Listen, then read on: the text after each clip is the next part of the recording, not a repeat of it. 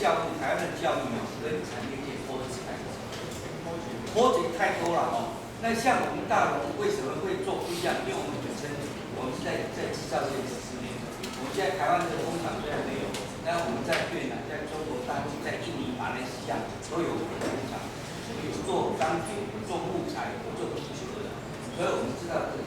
我要拜托这个陈主任还有厂商，就是说，你要告诉我们说，我们的学生在这个高1、高2、高3这一块，应该加强这一方面。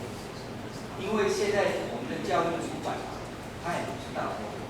像我举个例子，现在你在高职里面有教制很少，然后去到那个技术学院根本没有。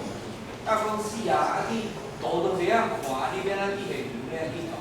大家都说现在讲呢，讲到底在怕什么？没有，没有说到底在怕什么。所以我是拜托说，你能告诉我们说，我们在这个高1、高2、高3，我们的课程里面应该是加强哪一些证照？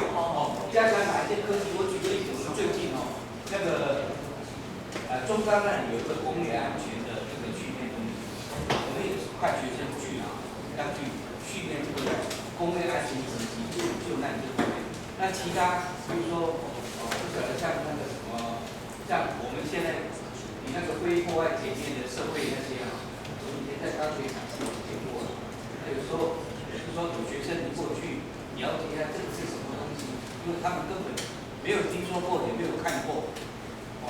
那比如说有一些这个材料方面的问题这些如果有机会也能够提供一些资料，让我们在我们课程，我们现在40%的课程学校可以自己定，其他60%政府会。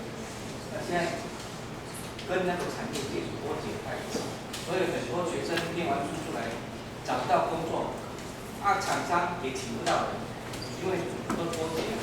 拜托，谢谢董事。